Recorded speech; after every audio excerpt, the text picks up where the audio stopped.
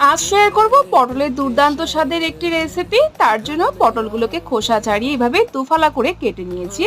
এখন একটা পেস্ট তৈরি করব। তার জন্য মিক্সিং জারে নিয়ে নিলাম 10-12টা কাজু, 2 টেবিল স্পুন পরিমাণের মতো পোস্ত, সাথে লাল লঙ্কা আর তার সাথে দুধ অ্যাড করে একটা মিহি করে পেস্ট তৈরি করে নেব। তারপর কড়াইতে তেল গরম করে পটলগুলোকে সামান্য নুন দিয়ে লালচে করে ভেজে নেব। তারপর তেল কমিয়ে নিয়ে এর মধ্যে 1 টেবিল স্পুন পরিমাণের মতো ঘি অ্যাড করে গোটা গরম মশলা অ্যাড করে 10-15 সেকেন্ড সময় নিয়ে ভেজে তারপর পেস্ট করে রাখা কাজু, পোস্ত, লঙ্কাটা দিয়ে দিব। তারপর দিয়ে ভালো করে একটু সময় কষে এর মধ্যে গুঁড়ো মশলা অ্যাড করব, যেমন ধরুন কালারের জন্য কাশ্মীরি লঙ্কা গুঁড়ো, ধনে গুঁড়ো, হলুদ গুঁড়ো আর জিরে গুঁড়ো দিয়ে ভালো করে মশলাটাকে কষে এর মধ্যে পটল অ্যাড করে দিব।